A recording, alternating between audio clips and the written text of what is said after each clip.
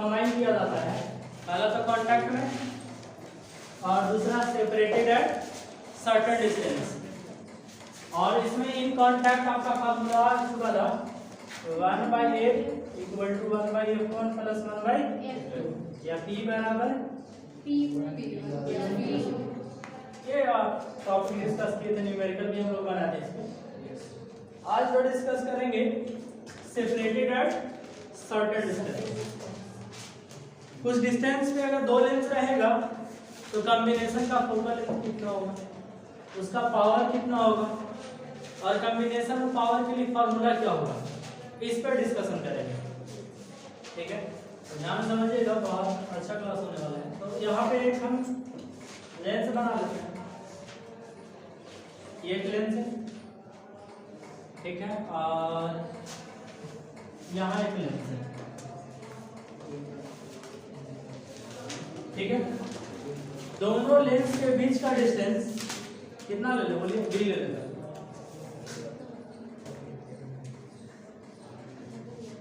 दोनों लेंस के बीच का डिस्टेंस कितना है, d। दोनों लेंस कोएक्सियल है, समाक्षीय रूप से स्थित है, यानी दोनों का प्रिंसिपल एक्सिस सेम है। दोनों का प्रिंसिपल एक्सिस क्या है, सेम है। एक रे प्रिंसिपल एक्सिस के पैरेलल आ रही है, यहाँ से प्रिंसिपल एक्सिस की क्या आ रही थी, इसका डिस्टेंस ऑप्टिकल सेंटर से ये हो गया h। कितना डिस्टेंस है, h। समानांतर आएगी तो कहाँ पे जाएगी, तो लेंस से अपॉइंटमेंट के बाद f2 पे। अगर ये लेंस अगर नहीं होता, ये प्रकाश की किरण यहाँ पर मिलती ना, अगर ये लेंस ना होता तो रे ऑफ लाइट इधर जाता, ठीक है।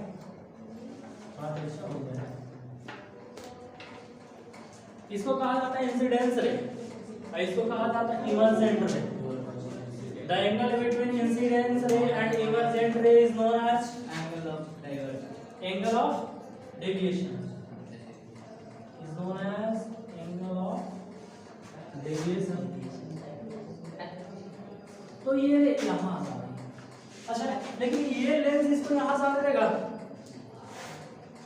इसको और क्या करेगा, और डेविएट करेगा और बेंड कर देगा, और रे ऑफ लाइट वहां ना जा करके यहाँ, ठीक है। ये इधर गई तो नहीं, ये इमेजिनरी रूप से हो गया, तो इसको हम डॉटेड लाइन से बना देंगे। तो ये पहला रे ऑफ लाइट, सॉरी पहला लेंस इसको बेंड किया इस पॉइंट पे, तो let this point is I dash, and दूसरा रे इसको बेंड कर दिया I, ठीक है। देखिएगा यहाँ पे इसका इस लेंस का जो एंगल ऑफ डेविएशन यानी विचलन कोण होगा वो ये वाला होगा, डिनोट कर लेते डेल्टा 1 से, ठीक है। देखिए इसमें ये इंसिडेंस रे हो गया एंड दिस इज इमर्जेंट रे, जिसके बीच जो ये वाला एंगल बनेगा इसको भी एंगल ऑफ डेविएशन कहेंगे, ठीक है। कौन सा लेंस के लिए, सेकेंड लेंस के लिए, इसलिए इसको हम किससे डिनोट कर देते हैं,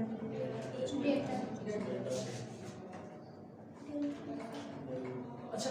अब देखिए माइंड में कुछ ऐसा मैनेजमेंट सोचना है कि ये दोनों लेंस के बदले हम एक लेंस लगाएं तो ये रे ऑफ लाइट जो पैरेलल आ रही थी प्रिंसिपल एक्सिस के, वो एक ही लेंस से यहाँ के मिले, यानी दो लेंस का रिक्वायरमेंट ना हो। कितना लेंस का, एक लेंस का, और एक लेंस से ये रे ऑफ लाइट आकर कहाँ मिले, आई। चलिए कुछ ऐसा तरकीब सोचते हैं, इसका हम और आगे बढ़ाएं।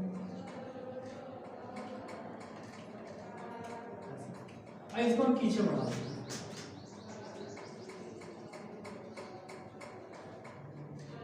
ठीक है। अगर ये दोनों लेंस एब्सेंट हो, ठीक है, और ये रे ऑफ लाइट आ रही है, आ रही यहाँ तक पहुंचे, और यहाँ पे हम एक लेंस रख दें जो इसको यहाँ भी ला दें, तो ये दोनों लेंस के बदले तो ये अकेले एक लेंस कम कर दें, कम किया ना। यहाँ एक इमेजिनरी लेंस रख देते हैं, यहाँ पे ये एक लेंस हो गया ठीक है, इसमें किसी को तो डाउट नहीं होना चाहिए।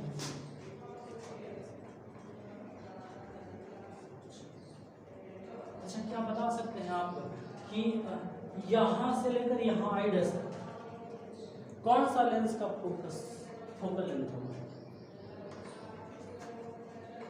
अच्छा, समझिए बात समझिए, ये पैरेलल रे आ रही थी, ये लेंस अपवर्तन के बाद रिफ्रैक्शन के बाद कहां पे मिलाएगी? फोकस पे। तो क्या आई डैश फर्स्ट लेंस का फोकस होगा या नहीं होगा? यानी कह सकते हैं कि यहां से लेकर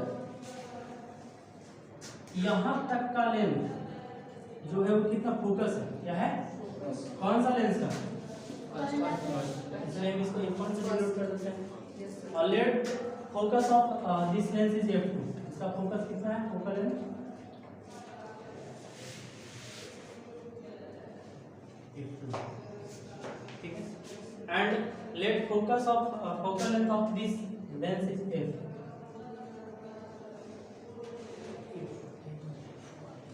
फोकल लेंथ इसका कितना है?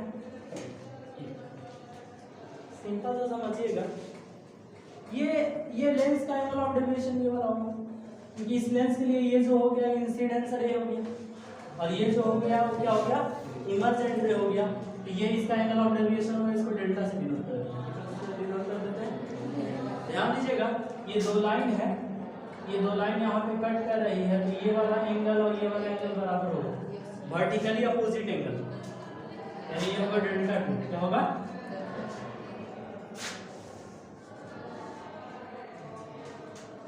अच्छा, ये जो हो गया ये एक्सटीरियर एंगल हो गया, यहाँ पे एक ट्रायंगल बन रहा है। चलिए नेमिंग कुछ कर देते हैं। लेट दिस ये O हो गया, इसका सेंटर को हम O डैश मान लेते हैं और इसका सेंटर को O डैश, ठीक है। ये डिस्टेंस कितना था? h। तो ये डिस्टेंस सोचिए थोड़ा, देखिए ये लाइन और ये लाइन पैरेलल है, तो पैरेलल लाइन का बीच का डिस्टेंस कभी भी वेरी नहीं करता, चेंज नहीं होता है। तो ये h है, तो ये भी कितना होगा? h। ये कितना हो जाएगा? ये तो चेंज कर जाएगा, इसको हम h डैश से डिनोट कर देते हैं।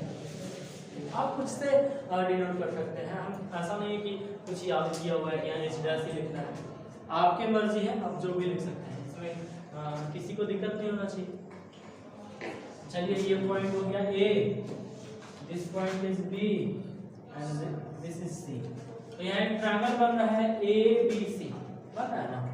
इसका एक्सटीरियर एंगल ये डेल्टा है और अपोजिट इंटीरियर एंगल डेल्टा 1 और delta 2।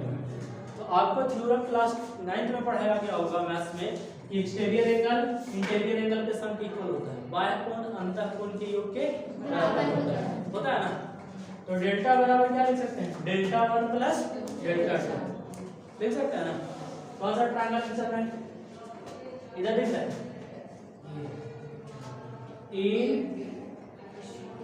In triangle ABC, delta किसके बराबर हो जाएगा? Delta 1 plus delta 2। और आपको बचपन में हम पढ़ा चुके हैं डेल्टा बराबर h बाई, पढ़ा है ना। तो डेल्टा बराबर ये हो जाएगा, चाहे यहाँ डेल्टा समझिएगा, इसका h तो h ही रहेगा, इसका फोकल लेंथ कितना माने? यहाँ पे हम क्या लिख सकते हैं? h बाई बराबर डेल्टा 1। डेल्टा 1 कौन से लेंस का एंगल ऑफ डेविएशन है? फर्स्ट लेंस का। इसका हाइट कितना है यहाँ से यहाँ? इसका फोकल लेंथ कितना है? f1। तो यहाँ पे डेल्टा 1 बराबर क्या लिख सकते हैं? h बाई f1 प्लस, अब डेल्टा 2 का वैल्यू बताइए? h डैश बाई इसका फोकल लेंथ कितना? f2। h dash by f2। थोड़ा सा दिमाग लगाने की बात है। यहाँ h है, यहाँ h है, अगर काश यहाँ पे भी h होता, h को कॉमन लेकर h से h कैंसिल कर देते हैं, यानी हमको h डैश को h के टर्म में हमको एक्सप्रेस करना है, इसको कन्वर्ट करना है, ठीक है। तो सिमिलरिटी क्लास 9th में आप पढ़े होंगे, एक चैप्टर नाम था सिमिलरिटी। समरूपता, ठीक है। तो समरूप करने के लिए दो थ्योरम था, ट्रिपल ए क्राइटेरिया, अगर तीनों एंगल बराबर होगा तो दो ट्रायंगल सिमिलर होगा, या डबल ए क्राइटेरिया, दो एंगल बराबर होगा तो तीसरा ऑटोमेटिक बराबर हो जाता है और वो सिमिलर हो जाएगा, यानी कोई दो एंगल को अगर हम इक्वल कर देंगे तो दो ट्रायंगल सिमिलर हो जाएगा। अब यहाँ पे आप ध्यान से देखिएगा, एक ट्रायंगल बन रहा है AOI, ठीक है, और एक बन रहा है यहाँ पे कोई पॉइंट नहीं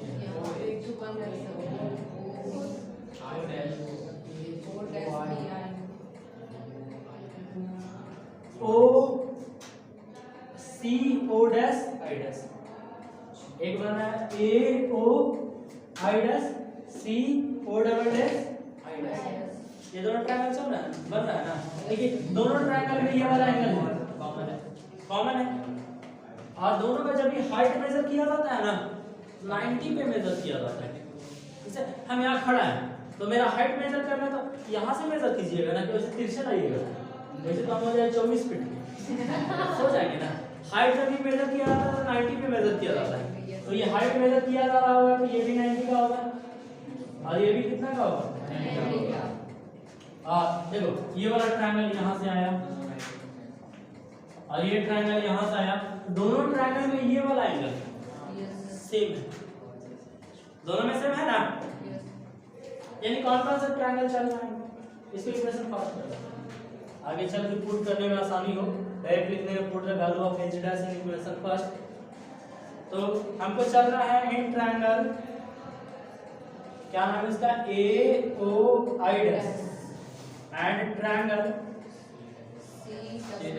CO'O',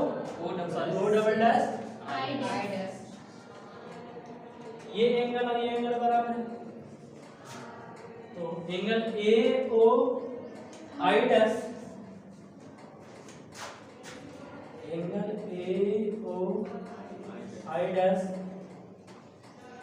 बराबर CO'I',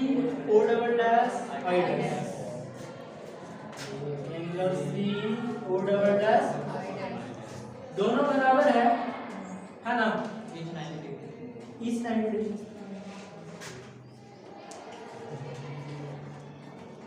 और क्या क्या इक्वल है इसमें, AI'O बराबर CI'O', दोनों में कॉमन है। Yes sir. एंगल AI'O बराबर एंगल CI'O', देखिए क्यों बराबर है, कॉमन हो गया। Yes sir. तो दो को एंगल बराबर हो गया तो डबल ए क्राइटेरिया लगेगा, bye angle criteria triangle AOI' ये सिमिलर का साइन, सिमिलर ट्रायंगल CO'O'। अब सिमिलर हो गया, इसका साइड प्रोपोर्शनल होगा हेल्स थ्योरम के अकॉर्डिंग, होगा ना। इसका हाइट कितना है, बाई इसका हाइट बराबर यहां से यहां तक का डिस्टेंस बाई यहां से यहां तक का डिस्टेंस F1 - D, देखिए पूरा F1, अच्छा, और इधर D, इधर कितना बचेगा F1 - D, ठीक है। यहां से यहां तक F1 और यहां से यहां तक D, इधर कितना बच गया F1 - D, और यहां से यहां तक 10 मीटर और ये हो गया 7 मीटर, देना 10 3 है ना बचा 10 - D, वैसे हो जाएगा, ये हो जाएगा F1 - D। हमको वैल्यू किसका निकालना था, H' का वैल्यू निकालना था, तो ये नीचे से ऊपर आएगा, ये नीचे से ऊपर जाएगा, H F1 - D बराबर H'। अच्छा ध्यान दीजिएगा, हमको निकालना क्या है H', ये मल्टीप्लाई में देने का डिवाइड एच डैश बराबर फाइनली आ गया H F1 minus D by F1, यही ना आया। अच्छा ध्यान दीजिएगा, अच्छा चलिए वैल्यू पुट करते हैं एच बाई एफ ऐसे ही एच डैश का वैल्यू कहाँ पुट करना है, put the value of H dash in equation first. देखिए एच बाई एफ तो ऐसे रहेगा, नहीं आ सकता, एच बाई एफ तो ऐसे रहेगा बराबर है क्या, H by F1 H by plus H dash, H dash के जगह पे आप क्या लिख सकते हैं, H F1 minus D by H F1 minus D by F1 और नीचे एक और क्या था F2। अच्छा ध्यान दीजिएगा, इसमें भी h मिल रहा है, इसमें भी h मिल रहा है, इसमें भी h मिल रहा है, h को हम क्या कर सकते हैं, यहाँ बचेगा 1/f और आप h कॉमन कर लेंगे तो 1/f1 plus F1 minus D by F1 into, देखिए h से h कैंसिल तो फाइनली आ गया 1/f बराबर 1/f1, यानी कि इसे अलग अलग करेंगे F1/f1 इंटू F2, F1 से F1 कट जाएगा 1/f2 बचेगा प्लस 1/f2 माइनस यहाँ बचेगा d/f1 d/f1। This is expression for combination of lengths at separated at certain distance.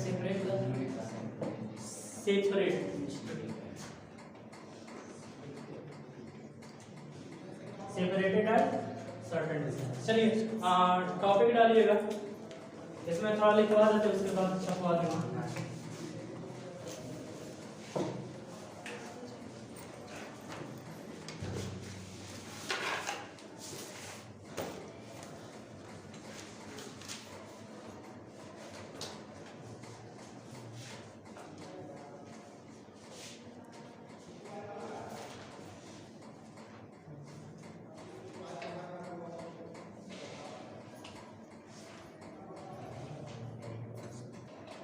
माना दो लेंस जिनकी फोकस दूरियां, माना दो लेंस जिनकी फोकस दूरियां क्रमशः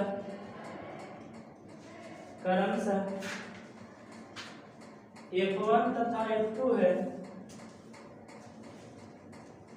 क्रमशः F1 तथा F2 है, एक दूसरे से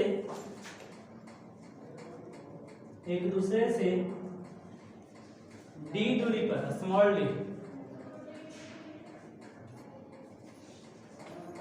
d दूरी पर स्थित है।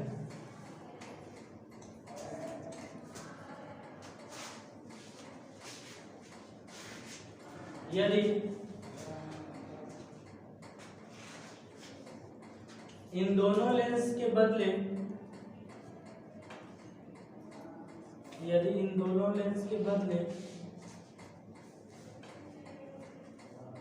एक ऐसा लेंस लगा दिया जाए,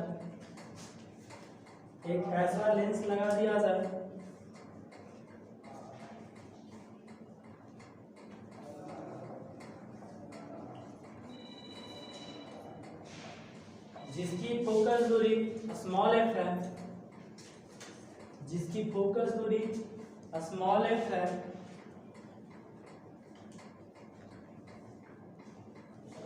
परिणाम स्वरूप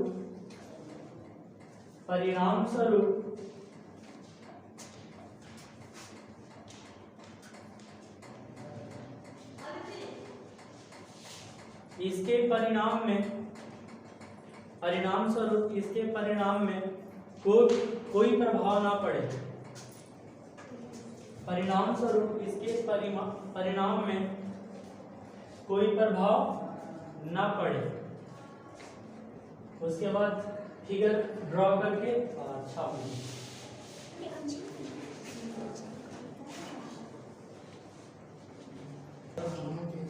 चलिए अभी फार्मूला है 1/f equal to 1/f1 plus minus d, है ना? बात नहीं की क्या हम 1/f को पावर कह सकते हैं p, यानी p बराबर क्या फार्मूला आ गया 1/f1 को 1/f2 को माइनस डी 1/f1 को p 1/f2 को, ये दो फार्मूला है हमारे पास। अच्छा, इसका यूज हम न्यूमेरिकल बनाने में करेंगे। कुछ इंपॉर्टेंट पॉइंट्स जो आपको याद रखनी चाहिए तभी। अच्छा, इसमें जो डिस्टेंस का वैल्यू पुट कीजिएगा ना डी, वो as it is f1 f2 के जैसा ही होना चाहिए, यानी f1 f2 मीटर में तो डिस्टेंस का वैल्यू किसमें होना चाहिए मीटर में, f1 f2 सेंटीमीटर में तो डिस्टेंस का वैल्यू किसमें होना चाहिए सेंटीमीटर में। उससे कोई दिक्कत नहीं, ये पॉइंट समझ में आया ना? यानी डी का वैल्यू हम उसी सिस्टम में पुट करेंगे जिसमें f1 और f2 हो, लेकिन इसमें डी का वैल्यू हमेशा मीटर में पुट करेंगे। किसमें पुट करेंगे मीटर। आखिर इसके पीछे का राज क्या है? क्योंकि पावर जब भी आप निकालते हैं कोई भी लेंस का, उसमें फोकल लेंथ को हमेशा मीटर में पुट करते हैं, इसलिए डिस्टेंस का वैल्यू यहाँ इस फार्मूला में हमेशा किसमें पुट कीजिएगा मीटर। समझ में आया? क्वेश्चन की बात है, क्वेश्चन की दो लेंस जिनकी फोकस दूरियां, दो लेंस जिनकी फोकस दूरियां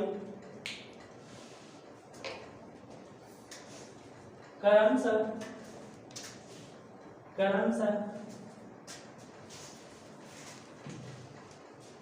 10 सेंटीमीटर एवं 20 सेंटीमीटर है।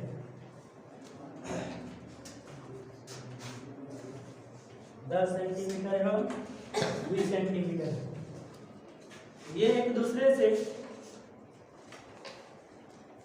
0.05, ये एक दूसरे से 0.05 मीटर के डिस्टेंस, मीटर के दूरी पर है,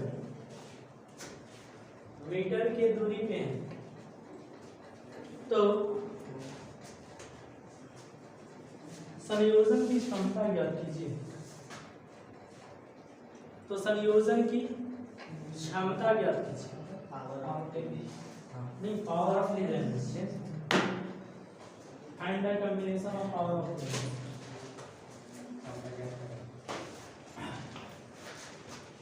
अच्छा समझिए, ठीक बात बताइए। f1 दिया है, कितना दिया है? 10 सेंटीमीटर, f2 20 सेंटीमीटर, और d 0.05 मीटर। अच्छा, इसमें आप कौन सा फार्मूला यूज कीजिएगा? जाहिर सी बात है कि ये वाला। तो इसमें देखिए f1 और f2 सेंटीमीटर में, इसको भी किस में होना चाहिए मीटर में, तो मीटर से क्या बदल लेंगे ये 5 सेंटीमीटर है, 5 सेंटीमीटर से मीटर में कन्वर्ट करने के लिए 100 से मल्टीप्लाई कर दिए। अब फार्मूला ये वाला लगाएंगे 1/f बराबर 1/f1 plus 1/f minus d f1 into तो 1/f बराबर 1/f1 का वैल्यू कितना 10 प्लस 1/f2 का वैल्यू माइनस d का वैल्यू 5 से क्या बार में कटेगा 4 बार में, यानी 1/f बराबर 1/10 प्लस 1/20 माइनस 1/40। हम पावर पूछ रहे हैं, फोकल लेंथ नहीं। 1/f एलसीएम कितना होगा 10 20 40 का 40, 10 चौके 40, 20 2 40 40 4 2 6 6 में से एक जाएगा तो 5। 1/f बराबर 5/40 8, यानी ये का वैल्यू कितना है। लेकिन फोकल लेंथ तो पूछ ही नहीं रहा है, पूछ क्या रहा है 1/f। तो तो सबसे पहले क्षमता निकालने के लिए आपको बताते चले, focal length is always in metre. Focal length को मीटर में कन्वर्ट करना जरूरी है, अगर नहीं कन्वर्ट करते तो क्षमता निकाल नहीं सकते हैं।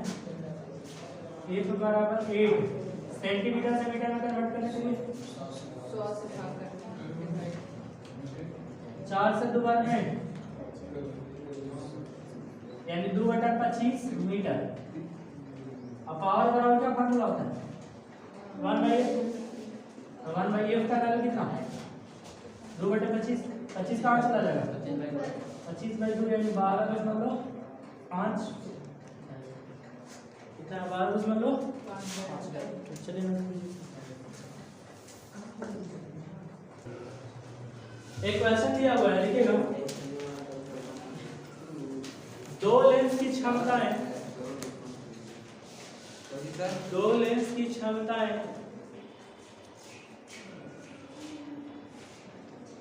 क्रमशः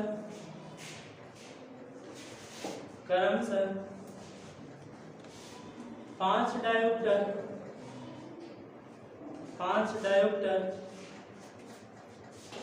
एवं -3 डायोप्टर है, -3 डायोप्टर है, एक दूसरे से 50 सेंटीमीटर की दूरी पर है, एक दूसरे से 50 सेंटीमीटर की दूरी पर है, तो लेंस की क्षमता निकालिए। तो संयोजन की क्षमता निकालिए, तो संयोजन find the power of combination, तो संयोजन की क्षमता निकालिए, तो संयोजन की क्षमता निकालिए। इसमें P1 कितना दिया P1 P2 और देखिए ध्यान से समझिए, P बराबर फॉर्मूला होता है P1 प्लस -D। ये फार्मूला जब भी अप्लाई करना है तो डिस्टेंस को किसमें पुट करना पड़ेगा मीटर में, यही बताया था। और डिस्टेंस कितना दिया है 50 सेंटीमीटर, तो मीटर में कन्वर्ट करने के लिए 50 बटे कितना होगा यानी 0.5 चलिए देख लेते हैं। P बराबर 0.5 होगा 5 गुना 10 तो नीचे ना दुआगा, तो दूसरे एक में डिवाइड करेंगे। P1 का वैल्यू कितना 5 प्लस P2 का वैल्यू कितना -3 माइनस D का वैल्यू कितना P1 का वैल्यू 5 P2 का वैल्यू P बराबर देखो 5 प्लस माइनस देखो 7.5 है, मल्टीप्लाई कीजिए आएगा ना। अब देखिए 7 5 12 इसमें तो 5 हो जाएगा, ये दोनों टूटेगा -3 तो हो जाएगा 9.5 ठीक है। आप मल्टीप्लाई करके देख लीजिए उतना ही है।